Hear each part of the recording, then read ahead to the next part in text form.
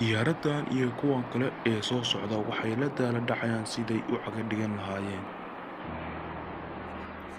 Maxaa yeelay dabayl xooggan oo jirta awgeed.